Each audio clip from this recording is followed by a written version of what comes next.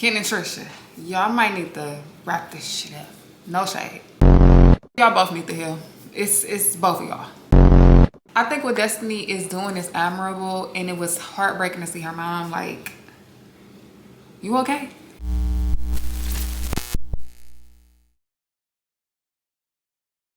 What's up, y'all? Welcome back to This With The News. If you are a returning subscriber, thank you so much for coming back to watch my videos. If you are new here, please like, comment, and share this video. And welcome to the family, little baby. Today we will be going over Love and Marriage Huntsville season 11 episode 3. It was a cool episode. It was cool. It felt like a filler episode. It did just enough. Of course, we start off the episode with Ken and Trisha in therapy still with Dr. Francis. Now, this conversation, it wasn't headed nowhere. They tried to bring it back. It still didn't really go nowhere. I feel like they just slapped a band-aid on something that needed surgery. Bro, I've never been an insecure person to be like, oh, you're at the gym, the bed is squeaking. Like, yes, he has. A bed doesn't exist in a gym. You were asleep and woke up out your sleep. Listen, let me talk. I just feel like Ken and Trisha,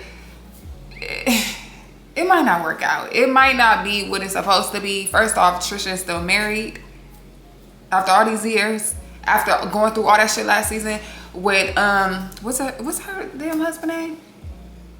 I forgot her husband name. But going through all that shit last season with him and you still not divorced? I could have got with it. No, I couldn't get with the 5 years and still not divorced. But I really can't get with we went through all that shit last season with him and you're still married to this man. Something's wrong. Something's going on. Because as much as she says she dislike him, why the hell you won't just divorce bruh? It just makes it seem like last year was just fluff. Like last year was just the reason for them to be on the show. You wasn't taking nothing serious because you're supposed to take steps to move forward. And if you're still married to this man, you're still stuck in the same place. So I do feel like Ken has some type of just due in how he feel. But also if he was so insecure that he was questioning her, asking her if she was at somebody's house in a bed when she was at the gym, that's wild. That is next level wild shit, okay? You need to go sit on the couch and talk to the lady. Cause what the fuck? Yeah, I just feel like there's a bunch of name game blaming going on during that therapy session. And I'm pretty sure, you know, I mean, that's what therapy's for. It's kind of to put it all on the table. And you might play the blame game. Bro, you always got it. It's like you're going to throw me under the bus all the time. And that's the thing. When it's time to throw me under the bus, you'll do it. When it's time to defend me, you don't. We both do have anger issues. It didn't look like he left happy. He didn't leave satisfied. At least he's supposed to feel a little bit satisfied after, you know, getting off the couch. He looked like he was still irritated. So, I don't know. I don't follow them on social media, so I don't know how they are right now, present day, but it ain't looking good as far as what I see. So y'all know Destiny is going to see her mom in Detroit. She is, well, I don't want to say reuniting her siblings because I feel like some of her siblings already knew each other, but this is the first time they've all been together at one time. I want to say there is 6 of them, 2 boys, 3 girls. That's 5. Oh yeah, no, it's 6.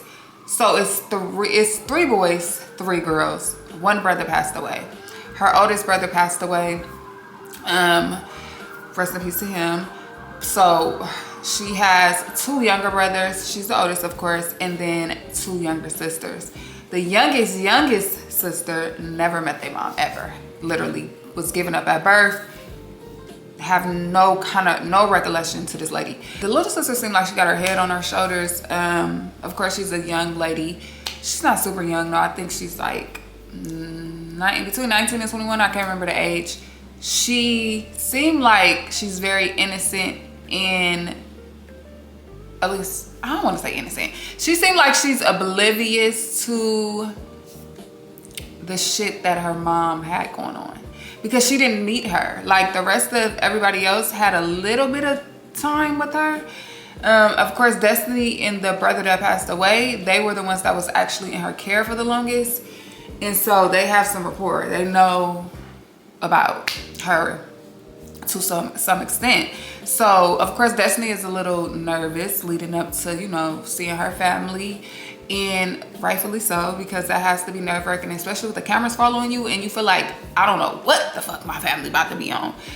Yeah, I'll be like, too. So yeah, so they're sitting at the hotel, and Kimmy and Tisha come, and they basically, you know, they're showing support, and they're like, we're here for you however you want us to be here for you, and what way do you expect for us to show up for you? So she like, we're having something with the family, and I think that part with my mom should just be a little bit intimate, just us and the family, but we're having something after that, and I want you guys to come. They're like, all right, cool, we'll be there. So Destiny and her sister go and get ready, and they go meet the family. This is before the mom come. They go to one destination to meet. The grandma was there. And when I say meet, I mean like meet up, not like meet for the first time. I think the youngest daughter was meeting everybody in person for the first time. But of course, Destiny know these people already. So they go meet the grandma, her mom's sister, so her auntie, and her cousin. Destiny's cousin was there. And they just like kind of talking about how Destiny's mom was before she got on drugs, and they said she liked to sing. They said she was that girl, okay, the it girl, okay, the furs, the everything. She was her. But the sister was like, she just didn't survive that era. In that era, a lot of people was doing drugs, you know, was in the community, in the Black community, and she's not somebody who was not able to fall into that. So that's what happened. So after that, they go in. Oh, before that, Destiny asks for all of her siblings to come and talk to her mom with her.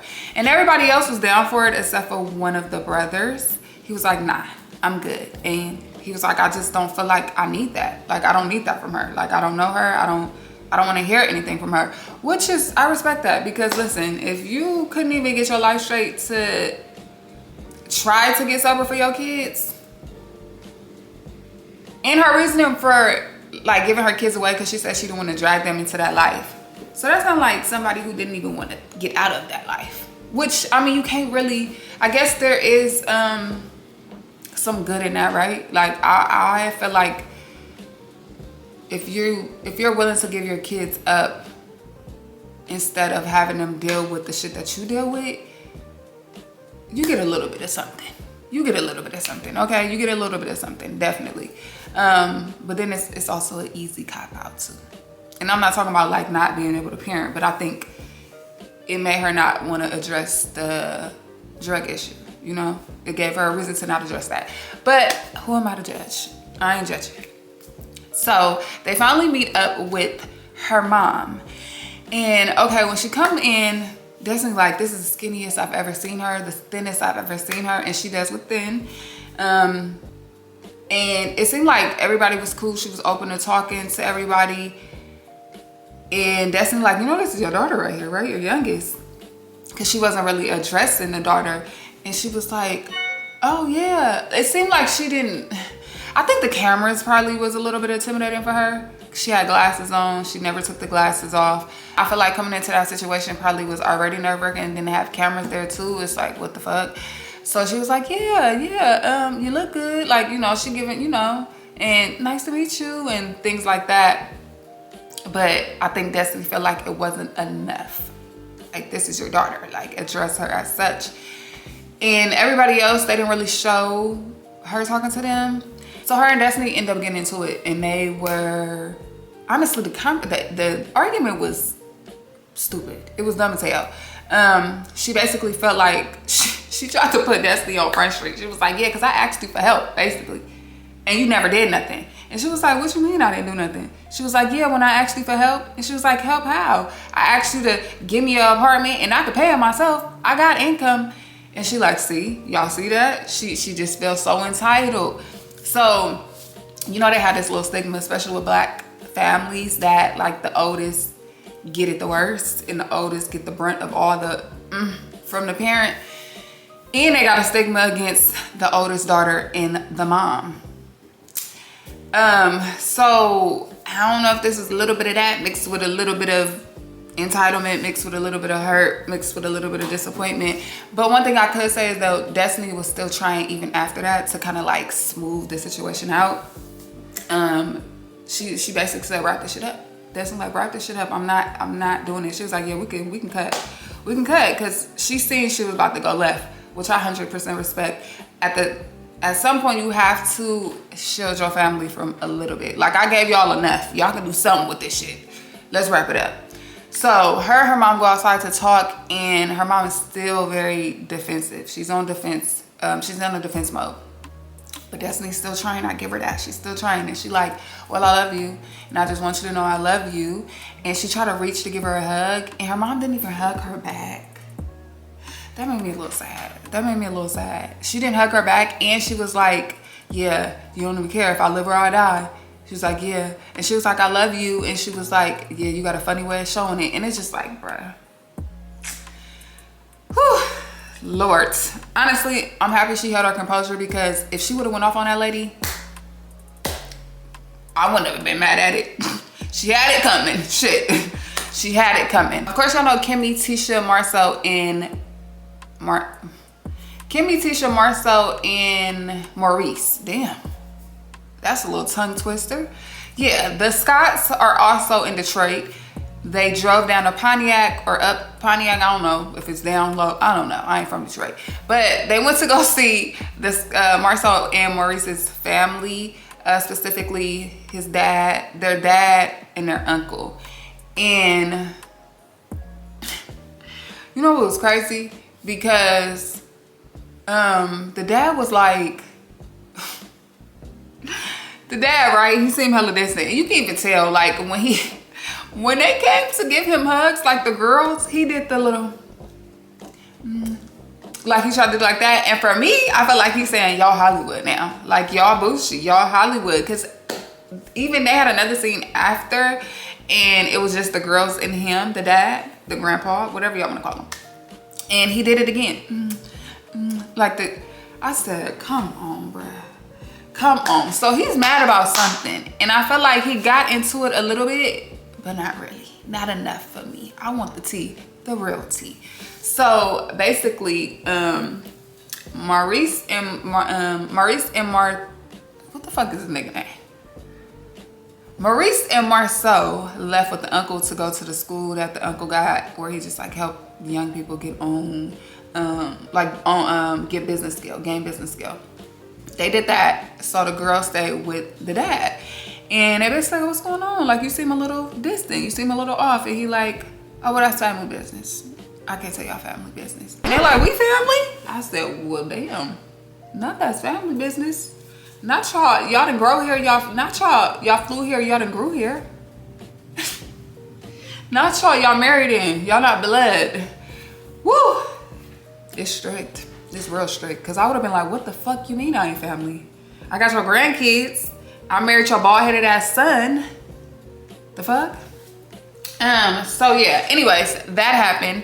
And he basically was saying like he wasn't there enough for his children, and he felt like his kids didn't give him grace for that. And I don't know if I'm using the right words, but I feel like he expected more from his children, and his children didn't front about it. They like, we don't know you. You weren't here. He said that he reached out while he was in jail, and he asked his kids why they didn't reach out while he was in jail, and they was like, well, we didn't know you. Like, you wasn't really here. And I'm just like, that's you can't be mad at that. Honestly, you can't be mad at that. It's a whole lot of family trauma in this episode. So if you're not ready to, or if it's triggering, you might not want to watch this. It might have triggered you already. I just felt like it was a lot of healing. And I honestly think that the dad needs to sit down with his sons and talk to his sons about that. Because Kimmy was like, she was like, the way you speak, the way you're talking about it is like important, and it's real. Like, do you teach your sons that? The shade. She's shading the fuck out of Maurice. She basically like, you need to put that shit in your son's head. Like, you got it. You got it. And she's like, where does that come from? And he like, experience. He like, I fucked up enough. And Lord, if that ain't the truth. if that ain't the truth, okay? You gotta bump your head a couple times to get it right, and clearly he bumped his head enough that now he can speak about it. So that was the gist of the episode. Like I said, it was an okay episode. It seemed like a filler episode. Next week do look a little juicy, especially when Tisha confronts, especially when Trisha confronts Ken about the whole girl thing, texting, DMing the girls, and it seemed as though he admitted to it. It seemed as though he admitted to being in a couple girls' DMs. But he was like, I don't see what the problem is. What? You don't see what the problem is? You thought I was at somebody's house when I was at the gym. What the fuck is you talking about? Like, such a man, right? But it gets even juicier because Ken then went to go talk to Marcel about it, and he like, yeah, Tisha is the one who dropped that little tea onto Trisha. And Marcel was like, really? Like, I don't know. Like, he was taken aback. He like, why the fuck would she be speaking on y'all business? Like, I'm not for that. And we know Marcel, you're not for that because you don't want your shit to come out. You don't want nobody to speak on your shit. I ain't mad at you. Get your wife in check, okay? Get your wife in check. If you're not following me, subscribe to the channel, please. And yeah, if you made it to the end of this episode, please drop a purple heart below. And I'll see you guys next time. Bye, y'all.